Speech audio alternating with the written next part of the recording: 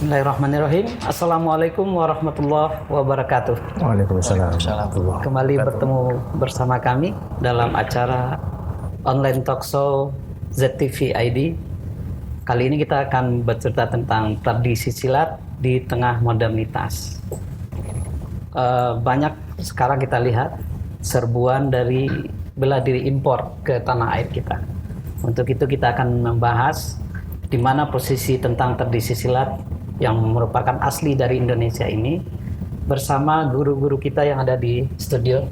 Assalamualaikum. Waalaikumsalam warahmatullahi wabarakatuh. Herman Budianto, beliau ketua Kampung Silat Jampang. Ya, betul. Ya, bersama Mas Segi ya. Juga dari Kampung Silat Jampang. Assalamualaikum. Ya. Mas. Waalaikumsalam. Ustadz Herman. Ya. Di IPSI tahun 1993 itu ada 840 yang terdaftar sebagai padepokan silat ya, sebagai organisasi silat. Ya. Nah, ini Kampung Silat Jampang ini termasuk organisasi silat atau memang satu kampung itu semua pendekar atau bagaimana ini Ustaz? Ya, jadi terima kasih Bang Mevil atas diskusi pada kesempatan hari ini. Kita sama-sama hadir di sini untuk sama-sama mengembangkan silat yang merupakan budaya bangsa Indonesia. Yang ini harus kita apresiasi karena dunia juga sudah mengapresiasi terkait dengan silat ini, sudah diakui sebagai budaya bangsa Indonesia oleh UNESCO tahun 2019. Dan ini harus kita pertahankan dan kita tingkatkan lah. Nah, kita bicara terkait dengan silat ini memang panjang. Silat ini kan memang budaya kita. Dari beberapa literatur disebutkan bahwa sudah dari abad ke-7 silat ini merupakan turun-temurun dari generasi Majapahit, dari Sriwijaya dan seterusnya, kerajaan-kerajaan sebelumnya itu membawa silat, dan semakin lama silat ini berkembang semakin banyak, semakin bervariasi. Tadi disebutkan 840 pada tahun 93 dan sebenarnya lebih dari itu lagi ya, bisa ribuan. Tapi belum didaftarkan. Nah, ada yang belum daftar karena memang silat itu ada yang mau daftar di IPSI sebagai wadah, ada yang masih sangat tradisi sekali. Nah, kita Kampung Silat Jampang ini ada kan program pemberdayaan dari Dompet Duafa. Yang Masya Allah ini Dompet Duafa punya kepedulian terkait dengan budaya, pemberdayaan para pesilat. Harapannya budaya yang berkembang, pesilatnya juga berdaya ya, kemudian mempunyai karakter yang baik sehingga bermanfaat silat ini bagi masyarakat. Nah, Kampung Silat Jampang ini adalah komunitas para perguruan-perguruan silat. Nah, sekarang ini dulu tahun 2010 awalnya ini cuma ada 6 perguruan silat. Sekarang ini ada 36 perguruan silat yang bergabung dengan Kampung Silat Jampang yang tersebar di berbagai daerah. Nah, ini alhamdulillah sebuah perkembangan. Dulu kita punya niatan apa sih kita mengembangkan silat, karena itu tadi, karena peduli banyak sekali perguruan silat yang dia tidak bisa berkembang ya, yang tidak bisa berkembang, bahkan banyak perguruan silat yang kemudian mati hilang bersama dengan wafatnya para guru-guru, jadi tidak mempunyai penerus. Nah, sehingga kita tergerak. Banyak juga perguruan-perguruan silat, pesilat-pesilat yang tidak mampu. Nah, ini juga menjadi kepedulian kita. Mereka tidak sempat melatih silat, tidak sempat berlatih silat karena sibuk mencari pekerjaan untuk mencari nafkah untuk keluarganya. Satu sisi banyak sekali perguruan silat yang masih sangat tradisional, tidak mempunyai manajemen, sehingga kita tergerak membuat buku namanya Manajemen Perguruan Silat. Ya, kita kembangkan perguruan silat ini menjadi profesional. Dari 36 ini tentu kita harapnya semakin berkembang. Insya Allah mudah-mudahan sampai seluruh Indonesia kita menggaungkan silat dan mengembangkan silat dengan misi-misi itu tadi, melestarikan, mengembangkan silat yang Masya Allah ini kalau kita saya belajar silat dari kecil ya, dari kecil dulu dari keluarga ya, belajar kemudian sampai SMP dan seterusnya sampai sekarang masih belajar silat. Semakin menggali silat maka kita semakin banyak mendapatkan ilmu-ilmu yang luar biasa. Di dalam silat ini kan kalau kita bisa bedah kan ada beberapa aspek ya. Dari sisi aspek kalau di dalam IPSI ya itu ada 4 ya, aspek dari sisi olahraganya. Bahwa ketika kita belajar silat, insya Allah sehat karena semua bergerak, ya, bergerak. Dan ini menjadi perhatian juga ya bagi bangsa kita bahwa kita harus banyak bergerak, apalagi dalam masa pandemi begini nih harus sering-sering kena matahari nih. Ya tidak banyakkan duduk, apalagi anak-anak sekarang sibuk main gadget ya. Bukan hanya anaknya, kayaknya bapak-bapaknya juga ya, bapak-bapaknya, mak-maknya juga sibuk main gadget, nggak sempat olahraga. capek dikit, ngeluh, maka ini bagian nilai-nilai olahraga di dalam silat itu dari kita kuatkan. Jadi terus bergerak. Insya Allah bangsa Indonesia kalau rakyatnya rajin olahraga, tingkat orang sakitnya turun, produktivitasnya akan naik. Kemudian dari sisi bela dirinya, silat ini banyak sekali karakteristik yang berbeda antara satu perguruan dengan perguruan lain. Ya, ada kaidah-kaidah yang luar biasa yang bisa kita angkat di setiap silat. Ada yang fokus pada tenaga pukulan, ada yang fokus kepada kuncian-kuncian, ada yang fokus kepada rasa, ada yang fokus ada tenaga dalam dan macam-macam. Ya, dan ini bagian daripada khasanah luar biasa yang ada di persilatan di bangsa Indonesia ini tadi. Kemudian dari sisi bela diri ini tidak kalah bersaing dengan bela diri yang lain ya. Yang lainnya juga baik, tapi silat juga mempunyai nilai-nilai yang luar biasa. Ya. Luar biasa yang efektif, yang ini sangat bermanfaat. Nah pertanyaan tadi menarik, apakah bermanfaat di era modern begini kita belajar silat gitu ya? Karena belajar silat kalau zaman dulu kita ada masalah langsung diselesaikan dengan silat kita gitu misalnya. Kalau sekarang kita bisa lapor ke polisi ya. Bisa lapor ini ada kejahatan ini kita tidak terlalu membutuhkan.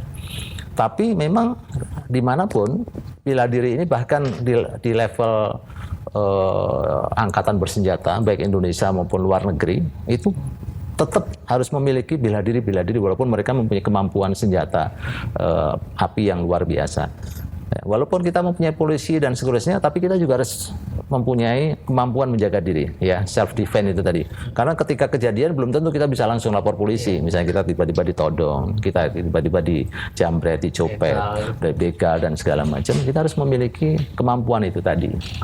Nilai berikutnya adalah budaya. Nah, ini harus kita angkat budaya yang merupakan ciri khas bangsa Indonesia ini jangan sampai hilang ya. Maka harapannya sih silat ini menjadi budaya yang kemudian seluruh masyarakat ini benar-benar mencintai, mempelajari silat sehingga mempunyai dampaknya adalah adanya perubahan-perubahan nanti di karakter-karakter ya, karakter yang berubah di masyarakat terkait dengan budaya ini, mencintai bangsanya ya, nasionalis, kemudian siap menggunakan bela diri silat ini untuk menjaga bangsa ya, kemudian jiwa-jiwa yang spirit yang pemberani gitu kan. Jangan sampai generasi kita ngelihat golok aja takut misalnya gitu ya. Ngelihat golok gemeter misalnya gitu ya. Mana ngelihat orang berantem udah ketakutan ya. Ini kan jiwa-jiwa yang harus kita latih sebagai penerus dari pahlawan-pahlawan kita ini kan harus siap berjuang melanjutkan perjuangan bangsa kita. Nah, berikutnya adalah spiritual. Dalam silat ini melahirkan spiritual yang soleh ya, bukan jawara-jawara yang artinya adigang adikung adikuno yang menggunakan silat ini untuk kejahatan, untuk kemaksiatan. Tapi justru dengan adanya Kampung Silat Jampang itu pengen melahirkan pesilat-pesilat yang berbudi pekerti luhur, ya, yang soleh, ibadahnya baik, amalnya baik, gitu kan? Ya, kemudian menggunakan silat ini untuk kemaslahatan umat, menolong orang. Ya, minimal paling sederhana itu orang belajar silat baik sama orang tuanya, gitu kan? Misalnya belajar silat, dia suruh orang tuanya, nak beliin gas, berangkat. Yeah. Kecil lah ngangkat gas. Jangan sampai belajar silat tapi sama orang tuanya berani. Nah, inilah karakter-karakter yang pengen kita rubah. Jadi dulu saat kan setiap kampung itu biasanya ada padepokan. Betul. Zaman dulu itu ya. Mungkin zaman kecil saya masih merasakan. Nah, itu kayaknya memang pesilat juga ya. Kalau di daerah Sumatera Barat itu kan di Surau kan diajarkan. Iya, betul. Silat gitu ya. Betul. Nah, kan ada juga Pak Meo Ustaz, ini ada kalau guru punya 10 jurus, kemudian diajarkan 9 kemudian satu dipegang. Pak Meo itu masih berlaku sekarang atau bagaimana Ustaz? Ya, jadi memang ini terkait dengan manajemen juga ya. Makanya di sini kita membuat buku manajemen perguruan silat ini. Kita sering diskusi dengan para guru-guru. Enaknya bagaimana terkait dengan penyampaian ilmu kepada murid-murid kita. Memang dulu rata-rata guru itu mempunyai simpanan. Artinya simpanan itu yang belum diberikan kepada muridnya kalau belum murid yang benar-benar dipercaya. Oke. Karena apa? Untuk menjaga diri. Menjaga diri kalau kadang-kadang terjadi muridnya melakukan istilahnya ya memang ini tidak kita harapkan ya terjadi perpecahan kemudian melawan guru sehingga guru ini masih punya simpanan untuk menaklukkan muridnya itu tadi. Ini masih sering terjadi, selalu disimpan. Ini ilmu ini biasanya akan diberikan dengan tahapan tertentu, dengan syarat tertentu. Makanya salah satunya kita bicara murid terpilih ya. Murid terpilih, kurikulum ya. Jadi dalam kurikulum itu nanti kan guru akhirnya memiliki tingkatan 1, 2 sampai misalnya 10 atau 12 atau seterusnya ya, tergantung dengan perguruannya masing-masing.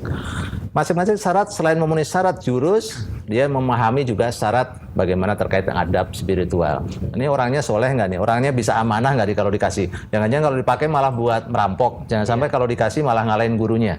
Maka sampai tahap terakhir biasanya guru akan memilih entah 1, 2 orang yang benar-benar akan mewarisi seluruh ilmunya. Cuma kadang-kadang terjadi gurunya belum sampai mengajarkan, gurunya sudah wafat duluan. Sehingga murid ini, kita guyonannya begini, kalau dulu awalnya ada 100, lama-lama diturunin 1, 2, 3, sampai akhirnya jurusnya cuma jurus tunggal. Jurus 1 aja paling ampuh, padahal kan dulunya 100 gitu. Iya, jadi itu manajemen ya? Iya, manajemen perguruan silat yang kita ajarkan, jadi biar di situ dibahas juga target gitu. Ketika belajar itu target kita belajar silat apa? Misalnya tingkat 1 begini, tingkat 2 bisa memukul dengan bagus, bisa menendang dengan bagus, tingkat 3 bisa main kuncian dengan bagus ya, dan seterusnya. Jadi di kampung silat itu sendiri itu padepokan berapa tadi? 36 perguruan. Nah, dan mudah-mudahan terus beda jurus, Pak. Beda jurus. Jadi masing-masing mempunyai perguruan walaupun kadang-kadang alirannya sama. Misalnya maksudnya perbedaan perguruan sama aliran begini.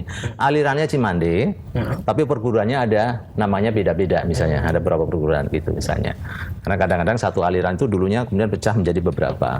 Belajar kemudian mengembangkan, mencampur dengan bela diri lain dan seterusnya. Ini kan ada pertemuan-pertemuan rutin apa tahunan atau bagaimana? Betul. Atau ada masing-masing padepokan diadu atau? Ya. Jadi ada salah satu manajemen kita mengelola mengembangkan silat ini ada 3 hal yang kita kuatkan. Pertama dari sisi silat tradisinya, jadi kita kuatkan silat tradisi. Kemudian silat prestasi karena kita juga ikut jalur prestasi. Yang ketiga dari sisi akademisi, literasi. Jadi kita bukan buku salah satunya manajemen perguruan silat. Kemudian kita bikin juga yang ini, The Power of Silat. Ya. The Power of Silat ini kita bikin karena semangatnya adalah ingin agar orang belajar silat itu paham bukan hanya main otot, tapi menggunakan silat itu bisa sukses ya. Kaidah-kaidah silat tadi misalnya gini, menggunakan silat sukses di akademisi, sukses ketika kuliah, sukses ketika kerja, sukses ketika bisnis. Jadi nilai-nilai silat bisa dibawa ke alam nyata. Betul. Dalam kehidupan, sehingga ketika kendala orang maju sekarang itu, buat apa saya belajar silat kalau hanya buat berantem? Orang sudah nggak mau, gitu kan. Tapi kalau menjadikan kaidah silat bisa sukses di bidang segala macam bisnis misalnya, kaidah silat terkait dengan langkah, main gerak. Oh, bagaimana sih kalau kita memutuskan sebuah proses bisnis itu dengan kaidah silat tadi? Spiritual juga demikian, klop dengan nilai-nilai keagamaan. Silat ini cocok, ya, bermanfaat untuk berdakwah dan segala macam itu tadi. Nah, Mas, tadi masalah manajemen pertemuan-pertemuannya kita bikin. Salah satunya manajemen silat tadi, maka kita selalu membuat acara-acara. Ada acara yang sifatnya tahunan, ada yang sifatnya acara bulanan, dan ada event-event. Misalnya yang tahunan kita bikin pentas silat tradisi. Kemudian kita bikin silat perlombaan silat prestasi. Ya. Kemudian kita bikin event-event seminar-seminar silat, pelatihan-pelatihan manajemen, pelatihan-pelatihan senjata dan segala macam. Kalau yang rutin, latihan-latihan rutin setiap minggu sekali itu ada latihan bersama di Kampung Silat Jampang. Kemudian ada pertemuan guru-guru. Kalau nggak pandemi gini biasanya sebulan sekali atau 2 bulan sekali kita ngumpul silaturahmi dengan guru-guru, membahas perkembangan silat di perguruannya masing-masing. Jadi kita pengennya itu cita-cita Kampung Silat Jampang itu perguruan-perguruan yang bergabung dengan Kampung Silat Jampang itu menjadi perguruan yang semakin sukses. Iya. Gitu.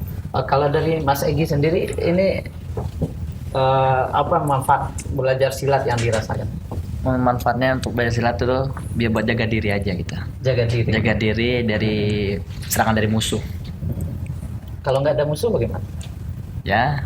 Ini di rumahnya banyak musuh begitu. Mas Egy itu berapa lama belajar silat? Saya belajar silat dari tahun 2008. 2008. Gabung di Kampung Silat. Kampung Silat Jampang.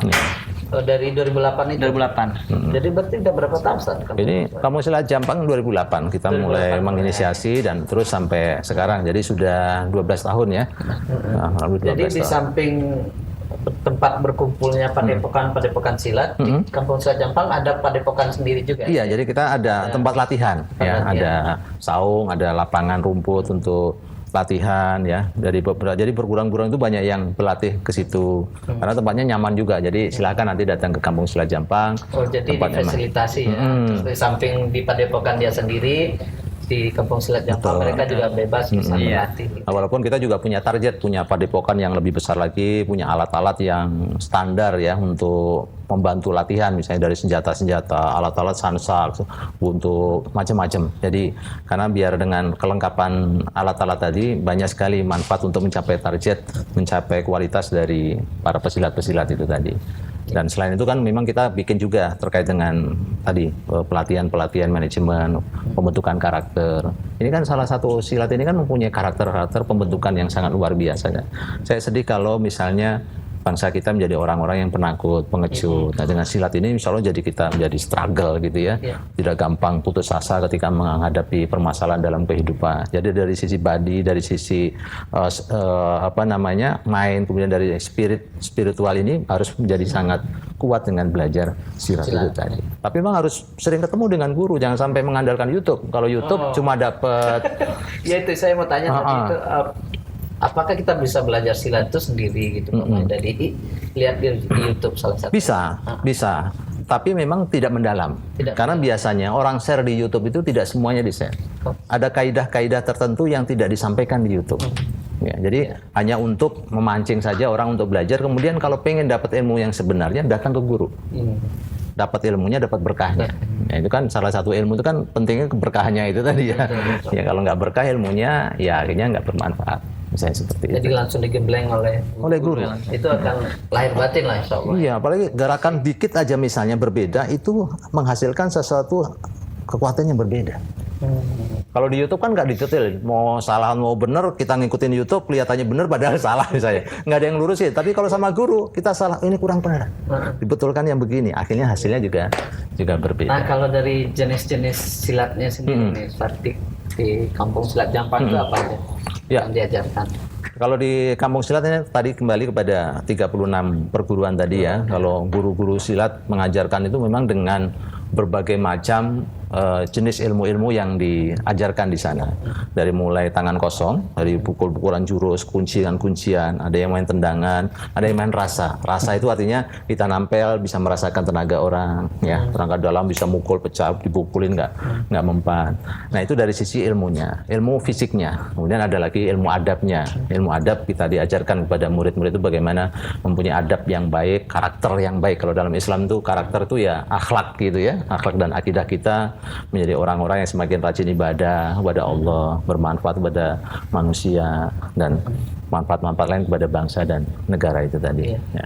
Jadi kalau pengen mendalami silat, silakan datang, banyak pilihan. Di Kampung Silat Jampang. Asal istiqomah gitu ya, jangan sampai latihan sehari 2 hari kapok, pegel-pegel kemudian udah gitu nggak normal lagi.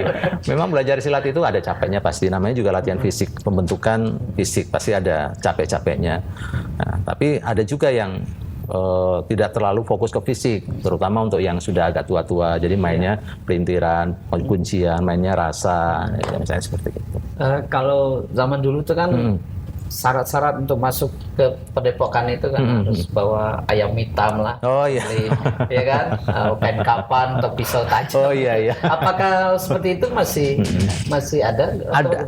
Sebagian perguruan masih ada yang begitu. Tapi kemudian dijelaskan secara filosofinya bahwa kenapa harus datang itu misalnya membawa kafan misalnya, itu siap kalau mati biar ini buat kafan, buat dikafani gitu.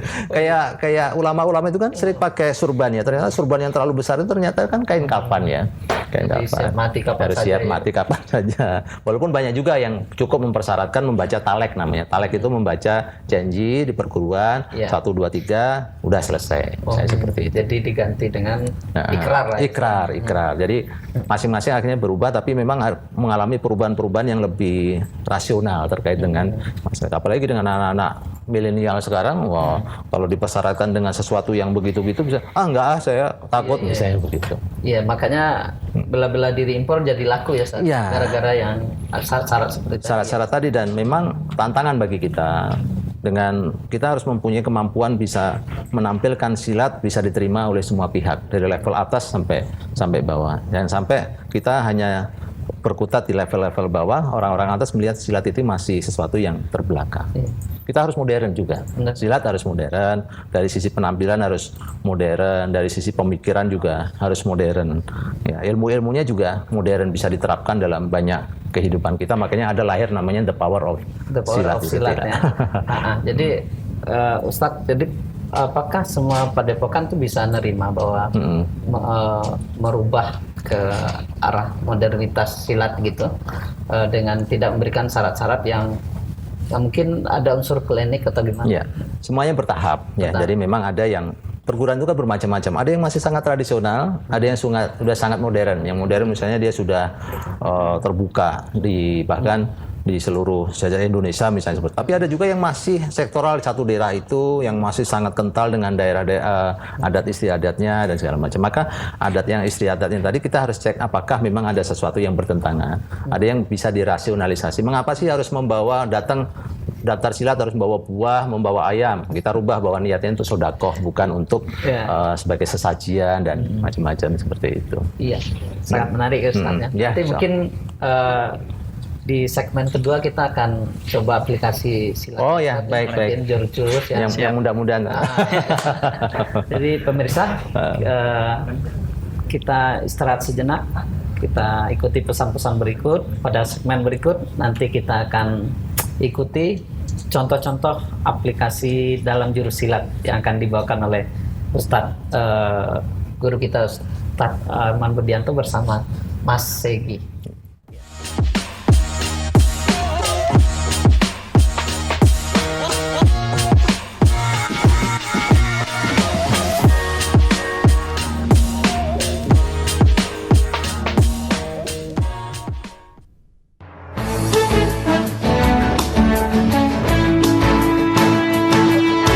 Untuk pertama kalinya, UPT Radio dan TV Diskominfo Kabupaten Bogor menyelenggarakan program Song Meeting yang disiarkan langsung oleh Radio Tegar Beriman 95,3 FM Jumat kemarin. Kegiatan yang mengambil konsep seperti kelompok pencapir ini untuk edisi pertamanya digelar di Kampung Silat Jampang, Kecamatan Kemang, menghadirkan narasumber Ketua Dewan Kesenian Kabupaten Bogor Erwin Suryana dan para guru besar dari Kampung Silat Jampang Kemang. Kampung Silat Jampang Kemang dipilih sebagai edisi pertama Song Meeting dikarenakan pencaksilat merupakan kesenian yang berasal dari Jawa Barat dan kini sudah menjadi kesenian nasional. Pencaksilat merupakan tarian yang menggunakan gerakan tertentu yang gerakannya itu mirip dengan gerakan bela diri. Pada umumnya pencaksilat dibawakan oleh 2 orang atau lebih dengan memakai pakaian yang serba hitam, menggunakan ikat pinggang dan bahan kain diikatkan di pinggang, serta memakai ikat kepala dari bahan kain yang orang Sunda menyebutnya dengan nama iket. Pada umumnya kesenian pencaksilat ini ditampilkan dengan diiringi oleh musik yang disebut gendang penca, yaitu musik pengiring yang alat musiknya menggunakan gendang dan trompet.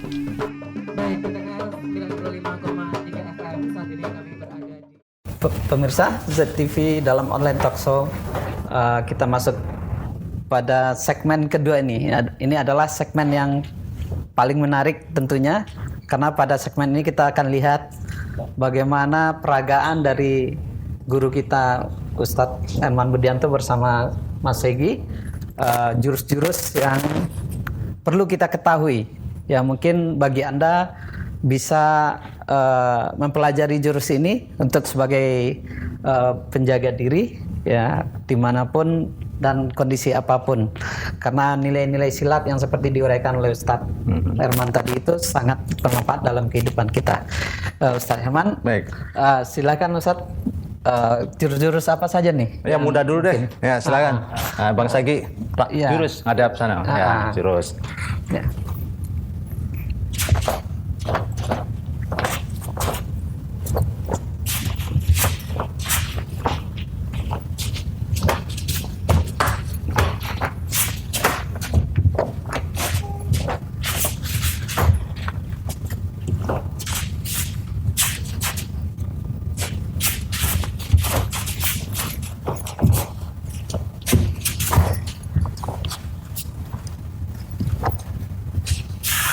30 menit atau cukup? Ini yang tadi jurus apa itu? Ya, ini bagian dari salah satu jurus di Sera namanya. Sera ya. Sera bongkar kandang. Ini salah satu bela diri silat yang khas ada di Jawa Barat. Jawa Barat gitu. ya. Gitu. Nah, bisa juga ditampilkan jurus lain misalnya gitu ya. Iya. Jurus terkait dengan jurus harimau misalnya. Jurus harimau. Ya, harimau gitu.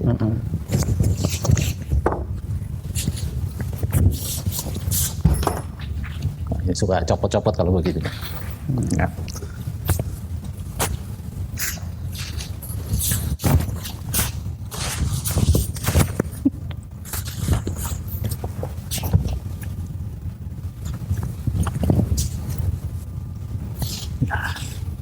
Nggak usah panjang-panjang ya. Nah, itu jurus harimau. Ya. Kalau yang istilahnya Ustaz, kalau yang buat penjagaan diri nih, Nah. biasanya ya baik apakah ibu-ibu ya kan atau ya siapapun lah ya kan yang mendapatkan serang-serang yang tidak diduga gitu. Nah, itu bagaimana aplikasinya Ustaz? Ya. Jadi yang pertama memang ketika kita menjaga diri itu kan salah satu fungsi dari belajar silat ya. Belajar silat. Memang harus berlatih dengan sungguh-sungguh. Artinya tidak hanya bisa sekedar melihat, kemudian kita bisa mempraktekkan untuk mencegah dari bahaya-bahaya itu tadi. Tapi ada juga yang bisa kita ajarkan secara praktis, artinya silat praktis. Bagaimana menjadikan silat ini mudah dipelajari bagi orang yang sibuk. Bagi orang sibuk, bagi orang yang ya itulah apa namanya sudah sangat tua atau sudah tua dan nggak punya fisik yang cukup untuk berlatih begitu. Bisa kita praktekkan. Kalau secara umum misalnya, secara umum kan harus berlatih dengan sungguh-sungguh misalnya. Ketika dipukul, secara umum kan pukul. Orang kan pasti biasanya nangkis dengan keras begitu ya, nangkis dengan keras. Ketika dipukul misalnya, pukul saya misalnya keras, kurang keras, pukul yang keras. Seorang pesilat kan, nah ini kan artinya dari latihan yang sungguh-sungguh. Ketika dipukul pun Mendapatkan fisik yang kuat ya. Nah ini kan butuh proses panjang. Nah kalau kita nggak bisa melakukan hal-hal yang demikian, maka kita ajarkan silat-silat yang praktis, yang memang berguna untuk jaga diri kayak sedikit, biar tetap kelihatan gitu ya. Misalnya hal-hal yang praktis yang bisa kita ajarkan adalah gimana ketika kita dipegang, biar bisa lepas bagaimana. Kan sifatnya hanya untuk proses exit pertama saja. Ada sih guyonan sih ketika ditodong. Guyonan nih ketika ditodong misalnya ditodong pakai apa ya? Ya saya gini aja pisau gitu ya. Masa gitu ditodong.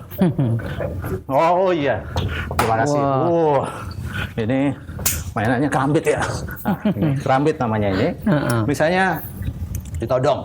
Ada juga guyonan ketika ditodong, gimana caranya langsung kabur. Atau pura-pura gila.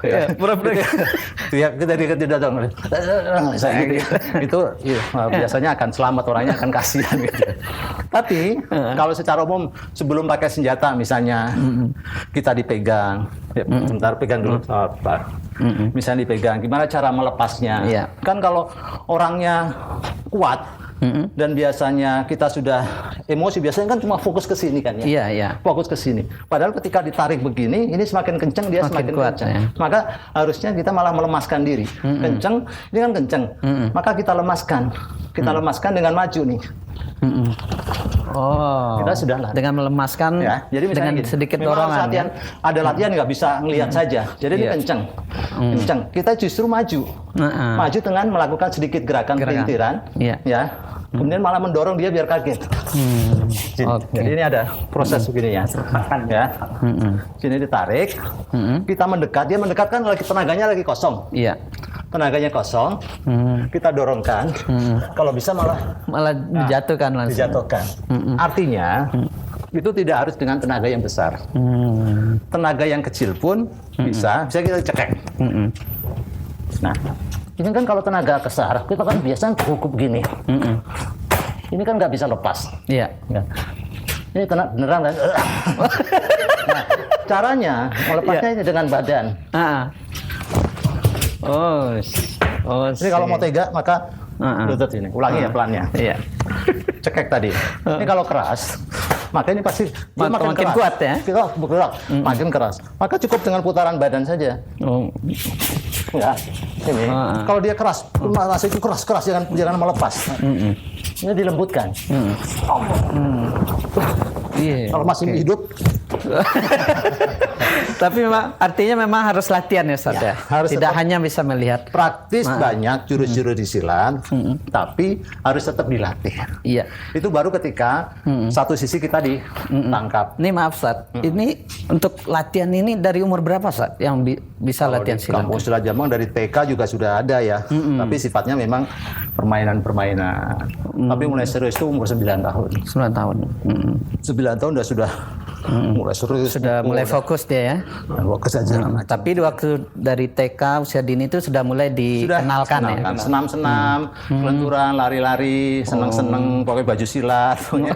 Membikin anak itu nyaman, seneng dulu. Iya. Jangan ditakut-takutin dengan fisik yang keras, guru yang galak, ya kabur. Berarti setiap setiap hari apa kapan itu dibuka kelasnya Ustaz? Ya, kalau di sana latihan bisa setiap hari, tapi memang tergantung dengan perguruannya masing-masing. Iya. Bisa janjian nanti dengan kita, mau latihan jam berapa. Ya, Jadi nanti bisa memilih padepokan mana yang kan ada 36 perguruan. Ya, nanti kita kumpulkan misalnya butuh setiap latihan butuh berapa orang, entah 5 orang atau berapa. Jadi bisa kita pemirsa bisa bertanya di sesi berikut nanti di sesi ketiga kepada Ustadz Herman. Silakan di online chatting kami, nanti pertanyaan akan kami kumpulkan dan akan kita tanyakan nanti ke Ustadz Herman dan Mas Segi. Sekarang kita lanjutkan dulu aplikasi jurus-jurus yang lain Ustadz. Baik. Nah tadi kan kalau kita dipegang ya, dipegang. Tadi sudah, dipegang sudah, ya. Dicekek sudah. Nah misalnya gimana kalau kita diserang, ya. Diserang misalnya, dipukul.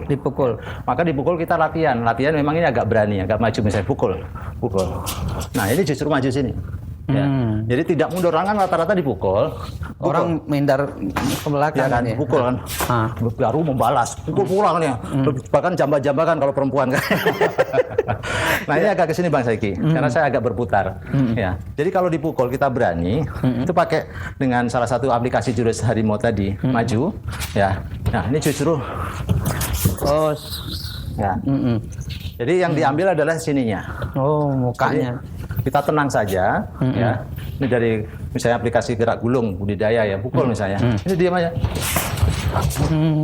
Ya, ini nggak apa-apa, badannya kuat untuk dibanting-banting. Karena ada latihan ya. Iya. Nah apalagi kalau kita mundur, maju agak ke sini Bang Segi. Ya, dipukul jadi sama maju, ya, maju. Nah dipukul. Nah ini bisa ngambil sini. Dari belakang ya. Nah, ini yang sifatnya aktif. Aktif itu artinya kita tidak menunggu dipegang. Jadi kalau tidak menunggu dipegang, kita bisa ketika diserang kita mengalahkannya. Iya. Ada tahapan berikutnya, kita yang menyerang. Misalnya dia baru nyabut. Nah, coba. gitu. Ini kan kalau bahayanya senjata kalau sudah dicabut kan. Iya. Kalau misalnya begini kan kita bisa berani. Ya, bisa misalnya kalau yang harus didahuluin gitu ya. Didahuluin sebelum dia benar-benar posisi siap. Sebelum walaupun dia sudah pegang, jangan sampai ini sudah menyerang kita, gitu ya. Kita harus mendahului pada titik-titik yang berbahaya. Bisa sederhana, misalnya yang paling sederhana, misalnya kemaluan sini. Ini kan kalau melatih tendangan tinggi kan susah. Kalau bagi orang awam misalnya bisa saja kalau yang melatih atas misalnya begitu ya. Tapi kalau enggak, saya daerah sini. Atau ketika mau baru mengeluarkan begini, maka kita ambil di sini. Ya, kita kunci misalnya di sini. Ya, kita ambil, kemudian kita bawa, kita lari. Latihan juga sekalian pakai gimana sih pakai kerambil. Misalnya gitu. Jadi ada tahapan ketika pasif ketika dipegang, belajar bela diri itu, ada tahapan ketika diserang, tahapan sebelum orang itu menyerang kita sudah aktif menyerang untuk melumpuhkan lawan kita. Nah itu kan sering banget itu yang di kayak jambret gitu Ustaz. Nah itu bagaimana mengatasi Ustaz? Kalau coba mungkin di peragam jambret itu sederhana. Jambret kan biasanya narik ya. Iya narik dia. Misalnya tas, punya tas. Ya. Terus ada tas. Yang jelek-jelek aja takutnya sobek dah. Iya. Ya. Ya, Iya. pasti ya. Biasanya kan ibu-ibu ya, kalau tasnya bapak-bapak kan susah dijamret karena Iya. di Game lock game lock kuat ya. begitu. Yang sering dijamret kan begini nih. Iya. Sederhana saja kan. Ketika di sini kan biasanya di belakang gitu ya. Iya. Nah, membiasakan maka salah satu caranya jangan taruh belakang. Itu kan bentuk pengamanan. Taruh di depan. Taruh depan. Ini kan bentuk pengamanan agar kita tidak dijamret, tidak memancing bahaya. Tapi kalaupun sudah begini kemudian dijamret, bisa dijamret. Nah, ini ditarik. Maka untuk melatih ininya, ketika ditarik, maka kita jangan hanya begini. Salah satu caranya adalah justru kita tarik ke bawah. Oh. Jadi kita menurunkan badan. Menurunkan badan. Ya, menjatuhkan dia. Tentu jangan lupa teriak. Teriak minta tolong. Iya. Kalau kita awam. Oh, iya. Karena kalau kita awam langsung lawan kan tenaga kita mukul juga nggak Habis, terasa. iya. Paling tidak amanan pertama. Ya. Exitnya ya. Exit pertama. Ya. Ambil. Ini jangan ditarik hanya begini. Karena itu dia kuat. Iya. Ini bisa putus. Jadi kita turun. Turun ke bawah. Ya.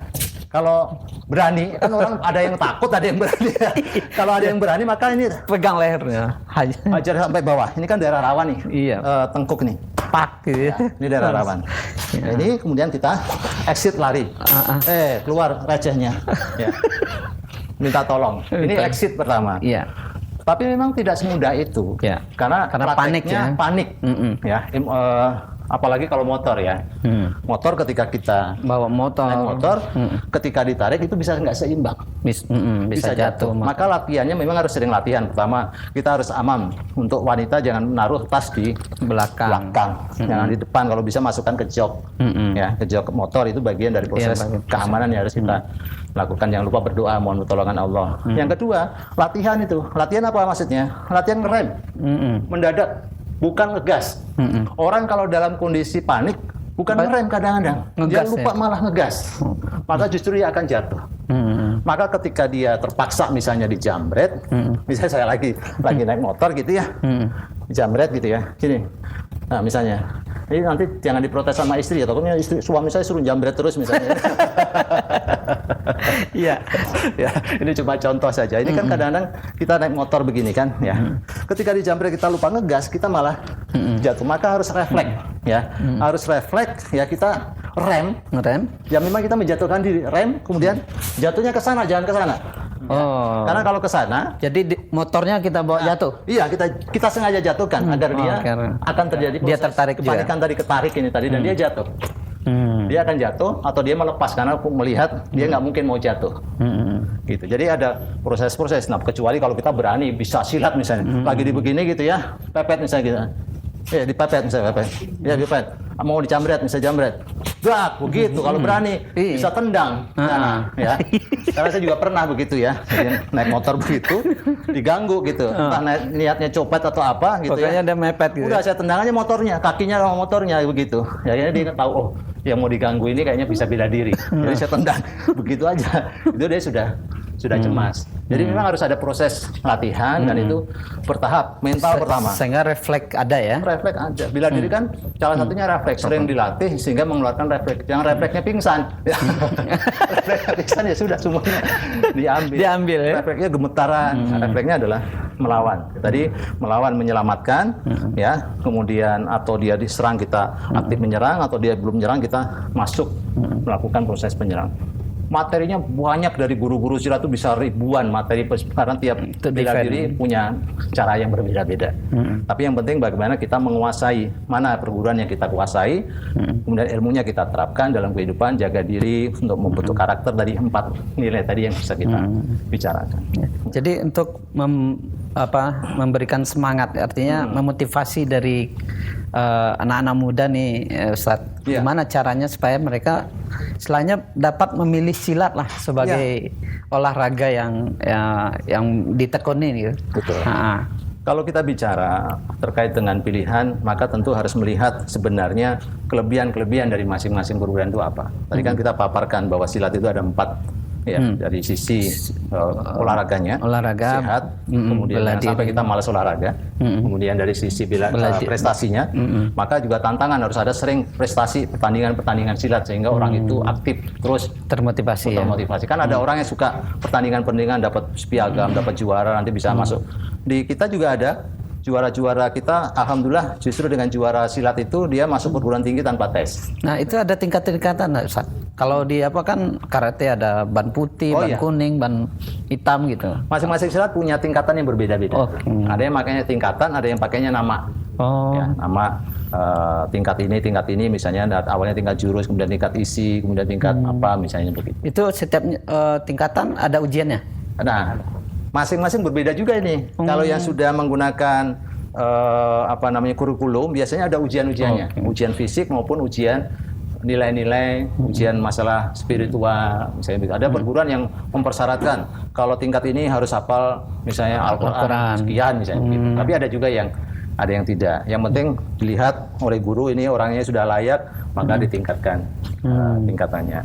Nah, kemudian dari sisi budaya tadi, ya, jadi kelebihan mengapa kita akhirnya memilih silat tadi, dari sisi olahraganya bagus, dari sisi bela dirinya bagus, ya, dari sisi budayanya jelas budaya. Karena bela diri lu asing itu kan kesini juga membawa budaya. Contohnya budaya, penghormatan, itu kan budaya. Kok gini ya, seragamnya itu kan budaya.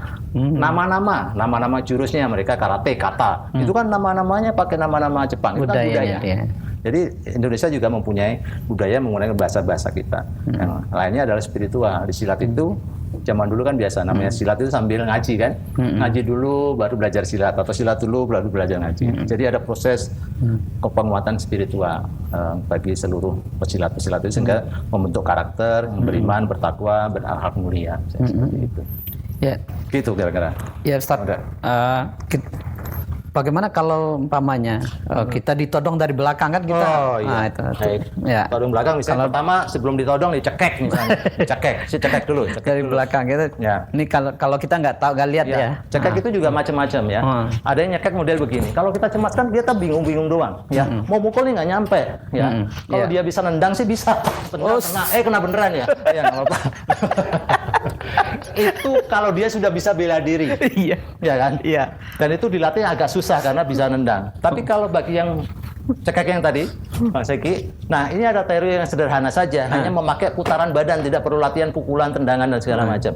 Ini bagi orang yang dicekek walaupun perempuan bisa melakukan, karena mengandalkan putaran badan, ya. Jadi putaran ini dikeraskan, kemudian putaran badan.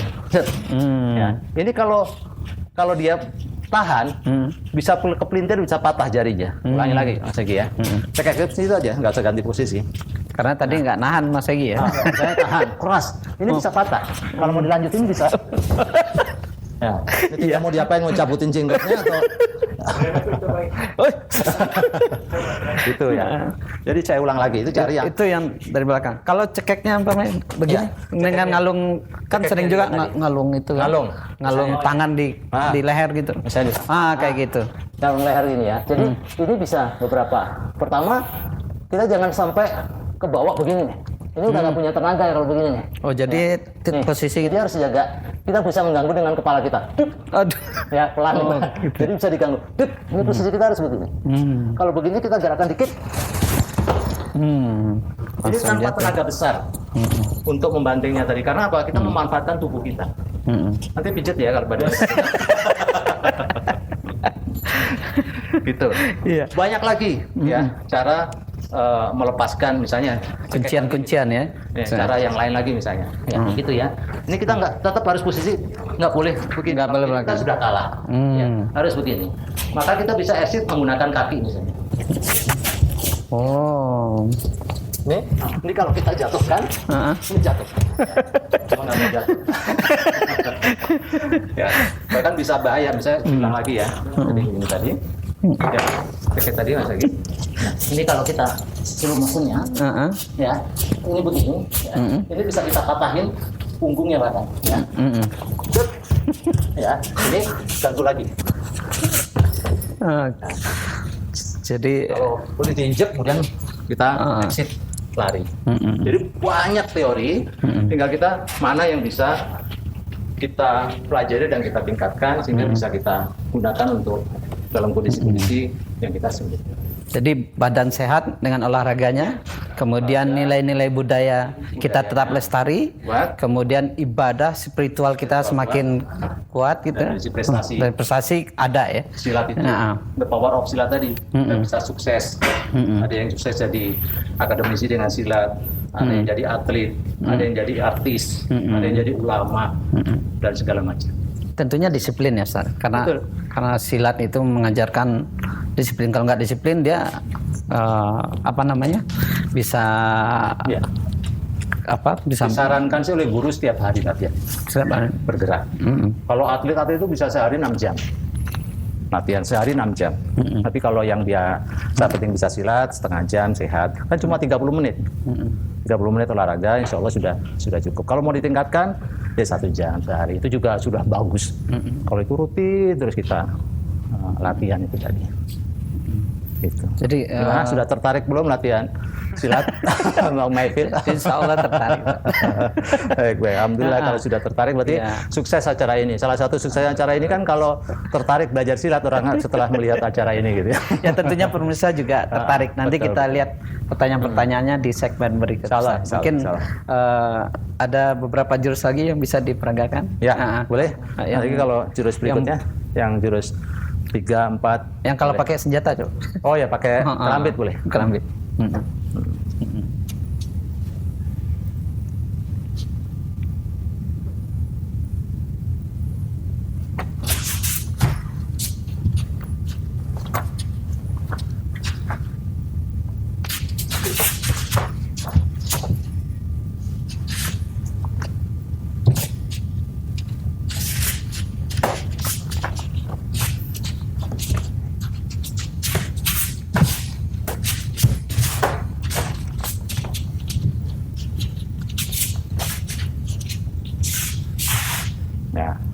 Nah ini karambit ini adalah senjata khasnya Minang ya, sebenarnya Sumatera Barat dan kemudian juga berkembang juga di Sunda. Tapi menariknya ini menjadi senjata andalan di Angkatan Bersenjata Amerika. Jadi mereka belajar ke kita, malah mereka yang memanfaatkan. Lalu kemudian di Indonesia mulai booming, terutama boomingnya tuh ketika film Merantau. Nah itu rata-rata kan, makanya dunia film, artis kita menggunakan silat itu sangat-sangat kuat banget pengaruhnya untuk menjadi trendsetter kita semua. Kayak misalnya film umum ya, IP Man gitu ya. Itu bagaimana orang akhirnya belajar Wing Chun yang luar biasa. Nah ketika silat itu bisa ditampilkan yang rasional, yang kelihatannya mudah. Tapi kalau silatnya susah, bisa terbang-terbang, misalnya begitu, itu orang bingung belajarnya gimana. Tapi karena ditampilkan secara simpel, menarik, indah, itu akan tertarik orang. Nah, apakah di silat itu kayak ada seperti kalau di Cina itu Tai Chi gitu, Ustaz? Oh ya. Artinya yang memanfaatkan kekuatan lawan kan? Ya.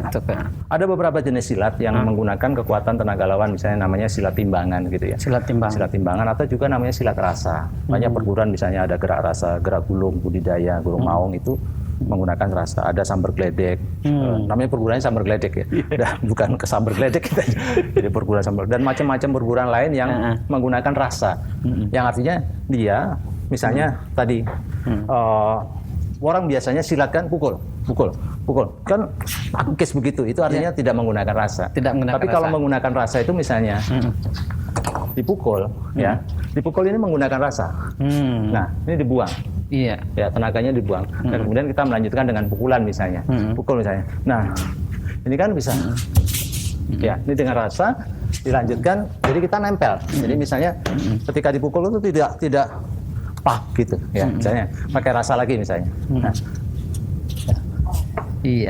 ini cuma kita rasa begini ya, namanya gerak rungkup ini begini doang ya. Kita cuma turun aja, tenaganya dia yang besar, walaupun dia besar, justru kalau semakin besar dia semakin berat. Semakin bagus.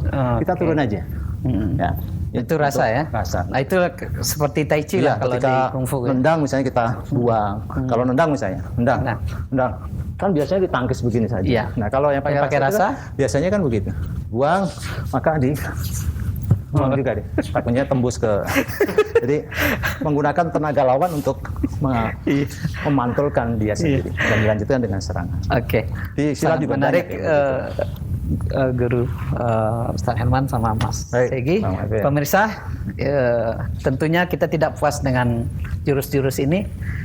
Silakan pemirsa bertanya di segmen berikut. Kita akan bahas pertanyaan-pertanyaan yang sudah disampaikan kepada kami, dan kita break sebentar.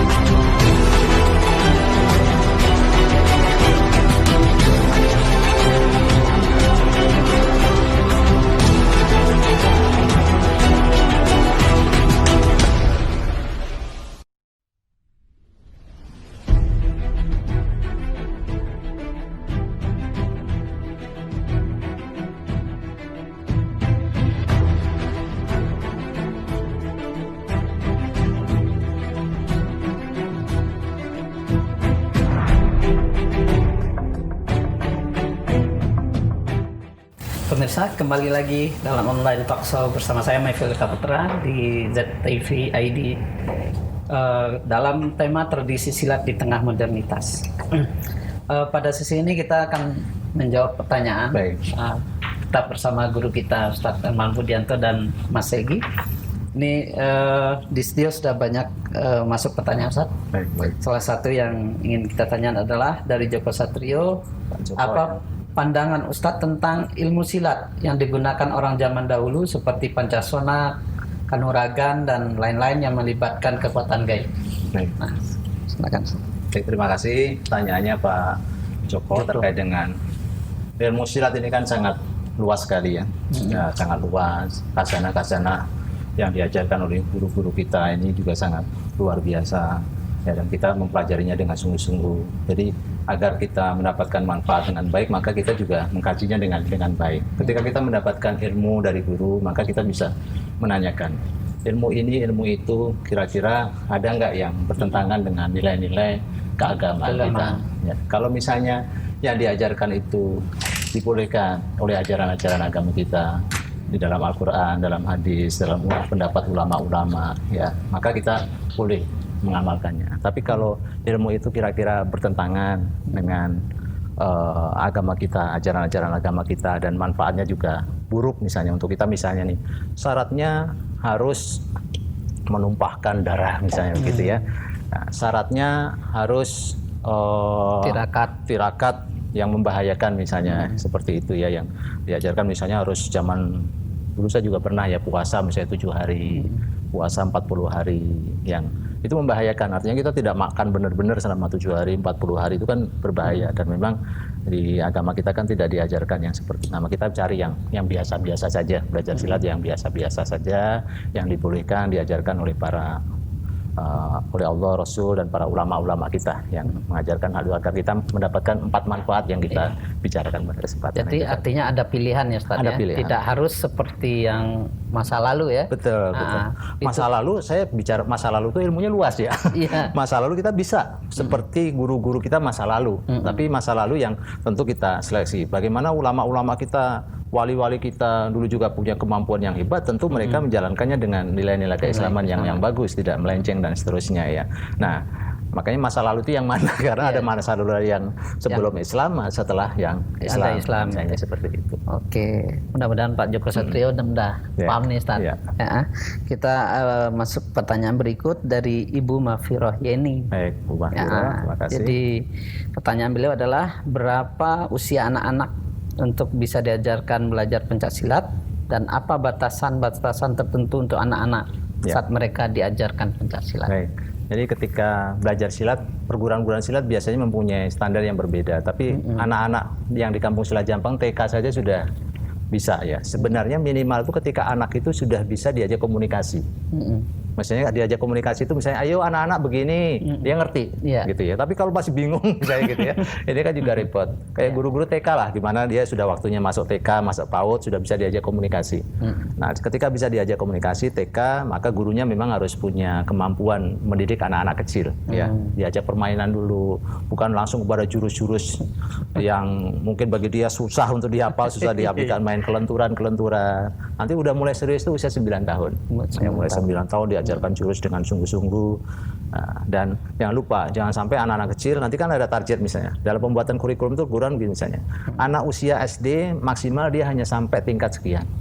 Tujuannya apa? Karena ilmu itu semakin tinggi, semakin luar biasa hasilnya. Kalau diajarkan sampai anak kecil misalnya udah lulus gitu ya, baru SD udah lulus, sudah sakti gitu ya, kan bahaya. Dipakai untuk temennya sangat bahaya. Maka diatur SD punya kemampuannya segini, SMP punya kemampuannya segini, SMA punya kemampuan segini. Sambil terus dimasukkan nilai-nilai tadi, adab, akhlak ya, sehingga tidak menggunakan silat ini untuk membuli, ya, untuk hal-hal yang lainnya, untuk tawuran dan seterusnya. Tapi bisa digunakan untuk menjaga diri, jangan sampai kita dibully, anak-anak kita dibully karena lemah.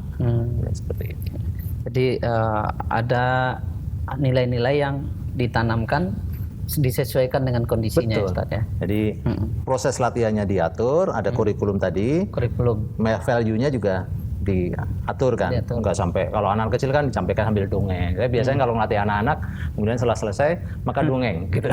Dongeng gimana kebaikan-kebaikan yang bisa kita dapatkan dari situ. Iya, mudah-mudahan Ibu Mafiro ini sudah puas dengan jawaban Ustadz. Ini ada pertanyaan dari Aditya Kurniawan. Nah, bagaimana belajar silat itu baru satu jurus atau baru belajar pengennya cari musuh aja? Iya, itu. Makanya ketika kita belajar silat kembali kepada niat awal, ya niat. Nah, guru inilah pengaruh dan juga orang tua. Ketika anak nih, ya ibu gitu kan, saya mau belajar silat, tujuannya apa? Buat berantem misalnya gitu. Nah, ini orang tua sudah harus meluruskan. Nah, belajar silat itu bukan untuk berantem. Nah, ketika dia datang ke perguruan, maka guru itu wajib menanyakan, ya, wajib istilahnya ada ikrar di situ misalnya. Tidak digunakan untuk kejahatan, tidak digunakan untuk ini. Adab kepada guru biasanya ada talek kalau bahasa Sundanya itu ya, ada ikrar lah secara umumnya ketika kita belajar silat itu. Harus adabnya gini, menjaga kehormatan dan segala macam. Nah, emosi itu biasa. Artinya orang yang baru belajar itu kemudian merasa tanda petik sok hebat gitu ya, seakan-akan kalau belajar itu sudah sakti mandraguna gitu ya, sudah bisa ngalahin siapa saja. Biasanya ada proses seperti itu tadi, maka tanggung jawab guru. Kemudian perlu disarankan juga disalurkan. Ya, emosi tadi namanya anak muda, jangan sampai kita latihan tapi nggak pernah dipakai misalnya gitu. Maka disalurkan. Salurkannya bisa prestasi pertandingan IPSI misalnya. Nanti kan bisa juara dan segala macam. Jadi gunanya festival itu ada festival tradisional, ada festival yang sifatnya keatletan ya. Atau pertandingan internal di perguruan. Bagaimana aplikasi jurus ya, bagaimana melatih refleks sehingga dia bisa menyalurkan itu tadi. Jangan sampai kemudian dia bosan latihan jurus terus misalnya nggak pernah aplikasi, maka diajarkanlah situ melakukan aplikasi baik internal, kejuaraan keluar, syukur-syukur sampai jangan sampai pertandingannya jalanan gitu ya. Di jalan itu kalau kepaksa kalau kita diserang karena nggak tersalurkan itu. Oke, mudah-mudahan Mas Aditya sudah paham. Ini ada dari Pak Slamet Sahril. Bagaimana mengemas silat agar menarik bagi kaum milenial? Nah, ini. Masya Allah nih, kita generasinya milenial atau kita ini kolonial. Ketika kita bicara milenial, maka kita harus paham secara psikologi gimana karakter generasi milenial itu tadi. Milenial itu kan orangnya sangat open mind ya, sangat global banget, sangat gadget minded, internet minded gitu ya. Jadi ketika kita ingin menampilkan kepada anak-anak milenial, kita juga harus masuk di segmen-segmen mereka. Ya, misalnya latihannya tidak harus di tempat-tempat yang misalnya silat itu kan kadang-kadang zaman dulu ya silat yang latihannya malam. Bagi anak-anak milenial pengennya latihan itu di gym, gitu kan? Latihannya misalnya di mall. Maka silat juga bisa dilatih di mall, di gym misalnya, dan di klub-klub yang menarik misalnya seperti itu yang menunjukkan ada prestise, gitu. Anak itu kan butuh prestise itu tadi, sehingga belajar silat itu tidak malu-maluin, tapi jadi, justru meningkatkan. Padepokan itu tidak harus di kampung ya. Pakaian bisa dirubah juga gaya milenial. Stylenya. Saya sering ngobrol sama guru-guru. Kalau guru-guru mengatakan kalau orang-orang biasa pakaiannya standar hitam, misalnya begitu. Tapi kalau generasi milenial kita tidak tertutup kalau pas mereka latihan pengen minta seragam yang secara khusus gaya milenial misalnya. Jadi dibikin mereka yang energik dan pokoknya gaya-gaya anak muda gitu. Boleh ya. Bajunya dibikin bagaimana itu boleh, banyak atributnya, jadi mereka bahkan bangga gitu pakai di mall atau di mana itu dengan baju itu silat itu tadi. Kemudian berikutnya adalah mereka sering tampil. Anak milenial itu kan sering show off gitu ya, sering tampil ya, silahkan saja, jadi sekaligus dijadikan silat ini sebagai media komunikasi kita, menunjukkan bahwa generasi milenial itu ya difoto, ada gerakan-gerakan fotonya, video, itu anak-anak suka selfie begitu tuh. Jadi kalau zaman dulu kan namanya latihan gitu ya pasti HP ditaruh dan segala macam gitulah. Ya itu pas sesi latihan begitu. Tapi biarkan anak-anak itu ketika selesai latihan ada istirahat, foto-foto, kemudian mengupload kegiatan silat mereka dan segala macam, itu bagian apresiasi dan juga menarik anak-anak milenial. Nah, kemudian ada hal yang perlu kita awasi bahwa anak milenial itu cenderung instan, ya pragmatis, gampang bosan. Gampang bosan. Ini yang perlu kita pelajari, jangan sampai anak milenial tuh belajarnya gitu-gitu aja. Kita harus kreatif. Dari guru-guru itu harus kreatif, membuat kegiatan-kegiatan maupun aplikasi-aplikasi. Jadi banyak guru-guru kita ini ketika tampil misalnya di acara palang pintu maupun acara festival, itu gerakannya sudah dicampur-campur, dikombin dengan macam-macam gerakan yang menarik, ya. Tidak melulu dengan gerakannya silat dasarnya saja ketika pentas, sehingga anak-anak tuh senang, oh bisa begini, bisa gitu, bisa salto, bisa kunci, loncat-loncat dan segala macam. Jadi palang pintu sendiri termasuk jurus silat atau hanya main-main saja? Palang pintu itu kan sejarahnya sebenarnya pesilat beneran. Jadi dulu kan ceritanya kan kalau mau melamar, maka yang melamar itu harus bisa mengalahkan jagoan yang lokal di sini. Cuma sekarang kan menjadi budaya. Budayanya adalah bagaimana menjadi kesenian, tapi tetap backgroundnya silat. Ditampilkan silat, tapi silatnya sudah nggak beneran main kalah-kalahan. Yang penting adalah seni, kemudian untuk bisa melamar dari orang yang bisa jadi tujuan kita, misalnya seperti itu. Jadi sudah ada nilai hiburan. Iya, hiburan budaya itu tadi tidak hanya murni silat bela dirinya. Ya, jadi mudah-mudahan dengan apa yang disampaikan Ustadz tadi itu kaum milenial bisa termotivasi dan tertarik untuk belajar silat. Iya, jangan sampai main gadget terus ya, main HP, waktunya habis untuk dunia-dunia itu, tapi tidak punya bekal bela diri, budaya lupa. Jadi tidak sehat badannya. Tidak sehat badannya. Gitu. Kemudian pertanyaan lain Ustadz dari Malik Al-Fatih, menurut Ustadz apakah silat bisa bersaing dengan material art di luar negeri seperti di ajang MMA gitu? Ya. Pertama kalau kita lihat sejarah, bagaimana luar biasanya silat kita ini bisa mengalahkan pendekar-pendekar dari luar, misalnya kisah Si Pitung, kisah Sabeni, silat Sabeni bisa mengalahkan pendekar dari Jepang dan segala macam. Artinya bahwa kemampuan silat kita itu dalam pertarungan yang sesungguhnya itu bisa mengalahkan orang-orang bela diri dari tempat dari luar misalnya seperti itu. Nah, sekarang menjadi tantangan bagi kita. Sekarang ini kita belajar silatnya sudah sungguh-sungguh atau belum? Ya, kalau kita belajarnya sungguh-sungguh tentu kita bisa. Petarung MMA itu latihannya itu kan luar biasa. Sehari bisa 6 jam, 4 jam, rutin setiap hari. Nah, kalau silatnya latihannya sebulan sekali cuma 2 jam, 1 jamnya latihan, 1 jamnya ngopi. Nah, tentu ini kualitasnya sangat jauh, sangat jauh. Nah, kalau silatnya latihan juga sehari 4 jam, 6 jam, maka tentu mempunyai kualitas yang sama. Bahkan jurus-jurusnya itu luar biasa, kunci-kuncian dan segala macam itu sangat mematikan. Ukurannya memang bukan pertandingan di MMA, karena silat itu tidak semuanya didesain untuk MMA, karena ada gerakan-gerakan yang mematikan, colok sini, colok mata, kepuk ini, pelintir leher, itu kan nggak boleh di MMA. Jadi bela diri itu tidak bisa diukur bagus tidaknya di MMA, karena MMA dan bela diri lain mempunyai penilaian cara-cara bertarung yang berbeda. Misalnya seperti yang penting bagaimana kualitas kita dalam berlatih silat itu sungguh-sungguh. Jadi gerakan itu bagus, tenaganya bagus. Dulu guru kita bisa mecahin batu dengan begini misalnya, kemudian kita cuma bisa cerita, guru saya gitu. Cuma kita aja udah nggak bisa. Nah, maka tentu kualitasnya menurun. Yang penting adalah bagaimana kita bisa mencapai kualitas seperti guru-guru kita dulu. Gitu. Jadi kuncinya latihan. Iya, kuncinya latihan.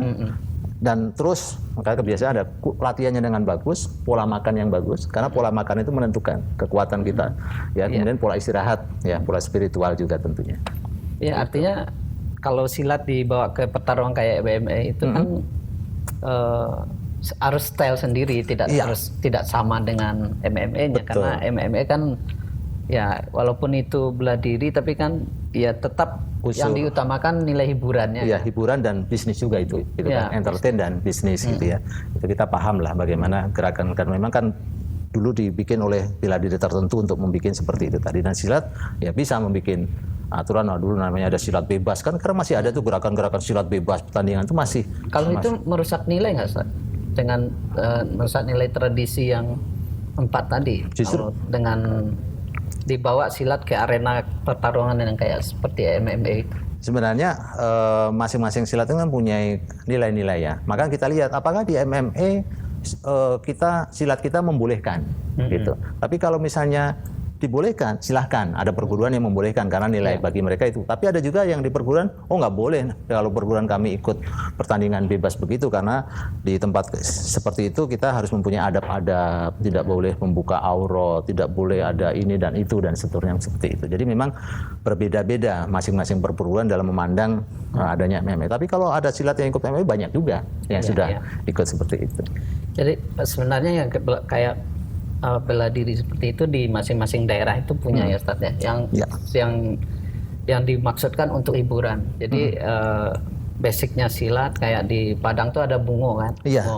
Bungo yang artinya setiap perhelatan pengantin itu ditampilkan bungo atau menyambut tamu, betul. Di Jakarta Betawi punya palang pintu. Kalau di Sunda juga punya kan Ustaz ya? Betul. Ya, ada gedang pencak dan segala macam ya.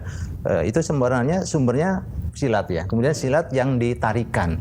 Jadi silat ditarikan itu punya silat yang jurus dasarnya bakunya begini, kemudian ketika tampil dalam seni dia dirubah. Misalnya gerakan tangkisan yang harus begini, ketika ditarikan menjadi panjang. Jadi orang melihat itu gerakan apa? Itu sebenarnya tangkisan tapi dipanjangin. Ya, dipanjangin untuk seni dan juga dulu untuk mengelabui penjajah. Dulu kan ketika pesilat ini belajar silat sungguh-sungguh kan dihalang-halangi tuh. Bahkan ada namanya silat itu namanya silat panglipur. Ya, silat panglipur tuh basicnya ya memang silat, tapi kemudian dibikin indah seperti penghibur, penari gitu ya. Makanya ada silat panglipur. Tapi itu jurus-jurus silat, tapi ada perubahan-perubahan ketika dimasukkan dalam tari untuk mengelabui dari gerakan-gerakan tersebut. Tapi kalau bertarung sebenarnya yang kayak gitu malah lemah ya. Ya nggak dipakai lah. Kalau buat tarian misalnya begini kan aslinya bukan begitu. Gitu. Melintir leher cuma jadi begini itu kan artinya krek begitu. Karena ditipu di apa namanya kamuflase dengan gerakan-gerakan seni itu tadi.